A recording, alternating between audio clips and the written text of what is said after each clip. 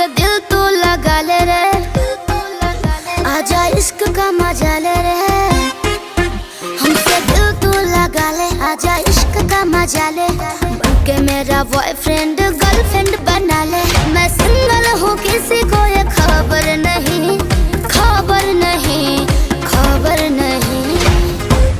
समझे समझे समझे। वो मोबाइल न बना जिसका कवर नहीं, वो मोबाइल न बना जिसका कवर नहीं। ऐसी लड़की नहीं जिसका लवर नहीं। वो मोबाइल न बना जिसका कवर नहीं। ऐसी लड़की नहीं जिसका लवर नहीं। बट मैं तो सिंगल हूँ यार।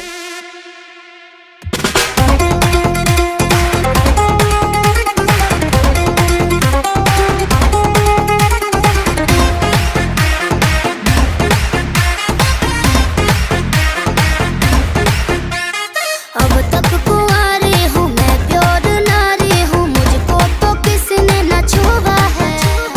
बिना कुछ कैले धैले गाल मलपुआ कैसे हुआ है। शरीर का सेवा हुआ है। अब तक कुंवारी हूँ मैं, प्योर नारी हूँ, मुझको तो किसने न छुआ है। बिना कुछ कैले धैले गाल मलपुआ कैसे हुआ है। मैं किसी से फंस जाऊँ इतने आबर नहीं, आबर नहीं, आबर नहीं। अरे पट जाना यार। वो मोबाइल न बना जिसका कवर नहीं, वो मोबाइल न बना जिसका कवर नहीं। ऐसी लड़की नहीं जिसका लवर नहीं। वो मोबाइल न बना जिसका कवर नहीं। ऐसी लड़की नहीं जिसका लवर नहीं। अरे हम हैं हम।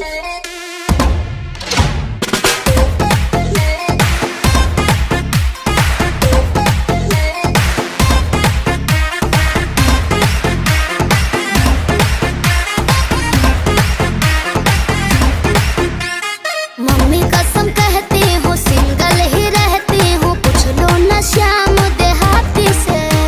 सब कुछ पता बावे हमारा विवेकवा संघाती से।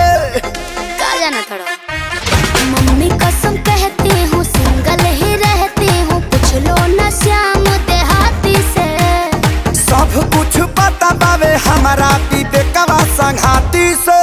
खुल के बोलिए क्यों आपको सबर नहीं, सबर नहीं, सबर नहीं, सबर नहीं, सबर नहीं। वो मोबाइल न बना जिसका कवर नहीं, वो मोबाइल न बना जिसका कवर नहीं। ऐसी लड़की नहीं जिसका लवर नहीं। वो मोबाइल न